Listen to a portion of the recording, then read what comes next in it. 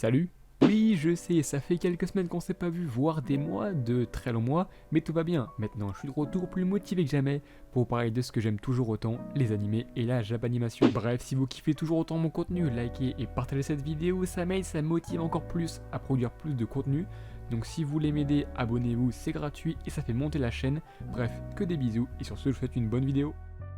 Vous savez, quand on dit studio d'animation, les premiers noms qui nous viennent en tête, c'est généralement Ghibli, Bones, Ufotable, mais aussi, et bien sûr, MAPPA. Car quand on parle de gros animés AAA pour vulgariser la chose, ce sont eux qui sont occupés de SNK depuis la saison 4, de Chainsaw Man, de Vinland Saga saison 2 et plus récemment JJK saison 2, et tout ça sur ces 4 dernières années. Donc oui, on peut très clairement dire que MAPPA a le monopole des gros animés ces dernières années. Sérieux, je sais pas si on se rend compte de la folie. Et le pire, c'est que j'ai même pas parlé de tous les autres animés produits, tels que Dororo ou autres, qui sont moins médiatisés. Ça prouve juste que le studio taffe comme des malades ces dernières années, jusqu'à en devenir, je pense, le studio le plus bankable de cette nouvelle décennie. Malheureusement, autant de grosses productions sur une si courte période, ça a un impact énorme sur la santé des animateurs, au point que certains décrivent leur expérience avec le studio comme la pire qu'ils n'ont jamais eue, et qu'ils ne travailleront plus jamais avec eux. Oui, ça va plutôt loin cette histoire. Et pourtant, dans la continuité de JJK saison 2 sortie l'année dernière, MAPPA, en cette belle année 2024, nous sort un animé original, du nom de Bushigiri. Et comme vous l'aurez deviné, c'est l'anime dont j'aimerais vous parler aujourd'hui. Non, en vrai, posons-nous 2 minutes. Comment ne pas parler de cet animé alors que cet hiver, les pépites se font extrêmement rares?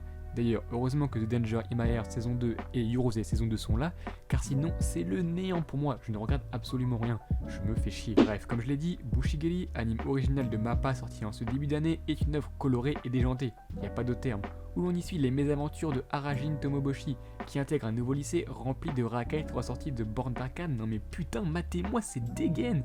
Non mais sérieux, c'est juste fantastique. Et il se pourrait bien qu'après quelques mésaventures avec ce dernier, il se retrouve avec un génie et du plomb dans le crâne.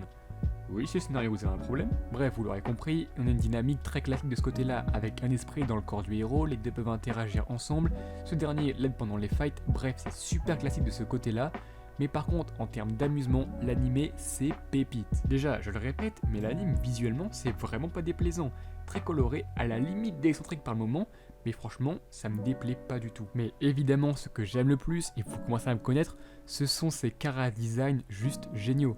Car autant les personnages en soi sont attachants sans être exceptionnels, même si 2-3 se distinguent par une complexité un peu plus poussée, mais les chara-design, mon dieu, c'est une dinguerie. Il y a des cheveux colorés de partout, du vert, du bleu, du orange. Bref, c'est une trousse d'art appliqué, mais c'est super fun, et même s'il faut entrer dans le délire pour s'accrocher au truc, personnellement, ça m'a fait mourir de rire. Il y a des séquences qui sont absurdes, mais ça qui me fait que l'animé, je le kiffe. Et sinon, comment pourrais-je parler de cet animé sans parler de l'animation de MAPPA? Encore une fois, elle est juste folle. Clairement moins dans l'outrance, dans l'extravagance de ce qu'on a eu avec JK saison 2, et c'est pas pour me déplaire car pour moi c'était vraiment too much, même si dans cet animé il y a des séquences un peu incroyables, mais ça reste pour moi assez terre à terre et beaucoup plus chill, donc je préfère largement ça. En fait, l'anime possède une vibe furio couplée à une DA tellement pas habituelle pour le genre que le mix est rafraîchissant et c'est ça qui fait la force de l'animé, je trouve. En résumé, si vous cherchez un anime avec une vibe furio et des lycéens qui se touchent sur la tronche dans un lycée de Barjo, supplément Génie et Aladdin, vous êtes au bon endroit et en même temps il n'y en a pas 10 000 des comme ça, donc foncez, vous ne serez pas déçus.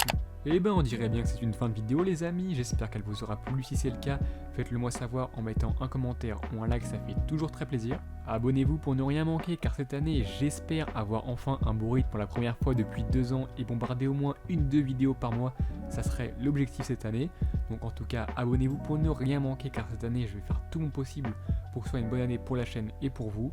Bref, sur ce, moi je retourne jouer à Stardew Valley et je vous dis comme d'hab, oh yo.